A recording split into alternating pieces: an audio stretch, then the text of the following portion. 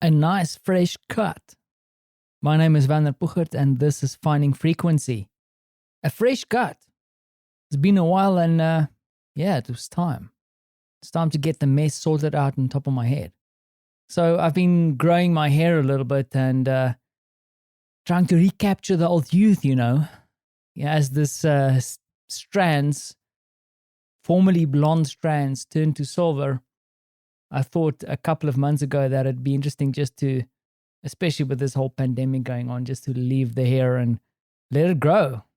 It's what it's supposed to do. Let it grow. But you have to control it a little bit, especially now with this whole virtual world where we have to appear on camera all the time. And I caught a little sight of myself recently in a workshop. And admittedly, it was after the hair was washed, but I didn't realize how static it was. And a bit crazy. So jumped on the bike this morning. Cold. Am I going to do a weather report? Probably. Definitely change in the season. Froze my ass off. Went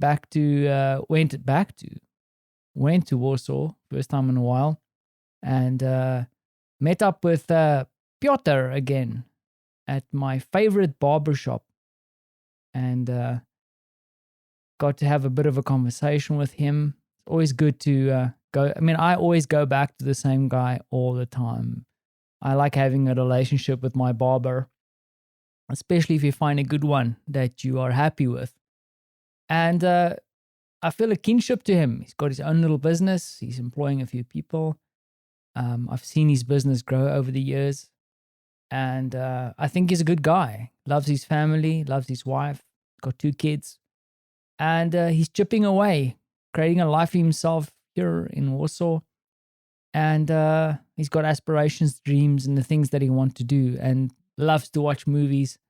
I just love that little human side. You get to connect with someone by merely just having a haircut. And in a way, I think that is what a barbershop should be. The kind of haircut thing is secondary. Although today it was primary. He had to get the mess sorted out, and he did so. It's clean enough, but it's still got its length.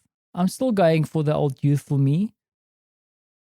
I mean, I have these visions of being a wintry, Swedish-looking dude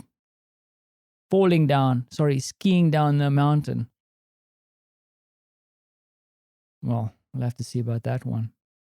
And then the extraordinary for the day is a moment in time, a moment where I got taken back into time, realizing how much I miss my folks, my people back in South Africa.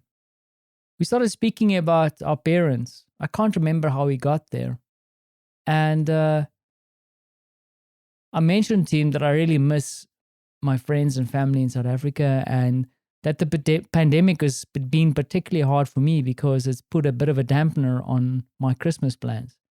We wanted to go to South Africa. We wanted to go show Francie Africa, or shall I say South Africa, because it is a special part of Africa.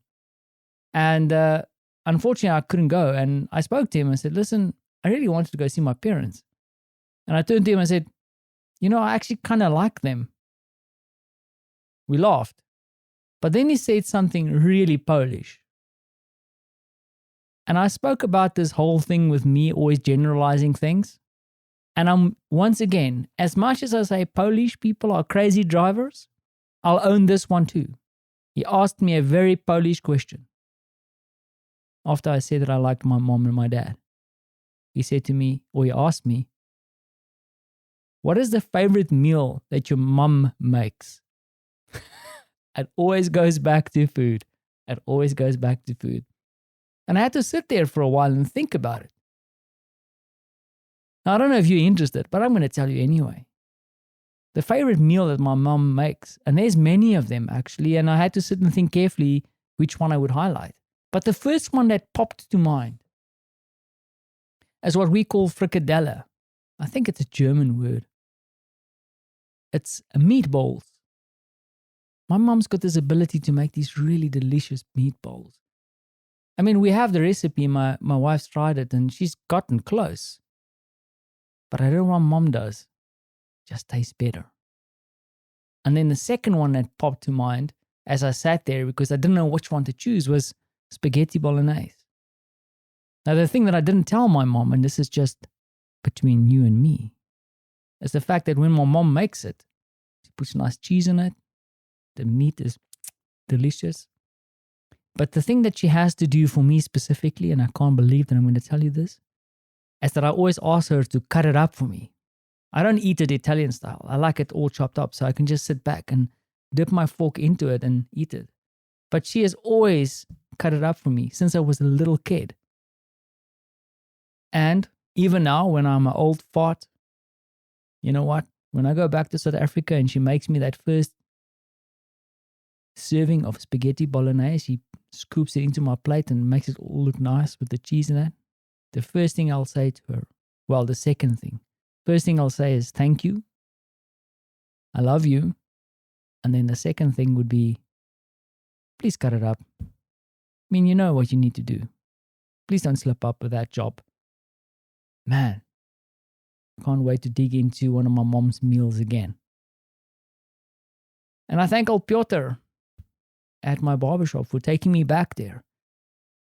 I left that barbershop very hungry, but with a smile on my face. So what is your favorite meal? Thanks for listening.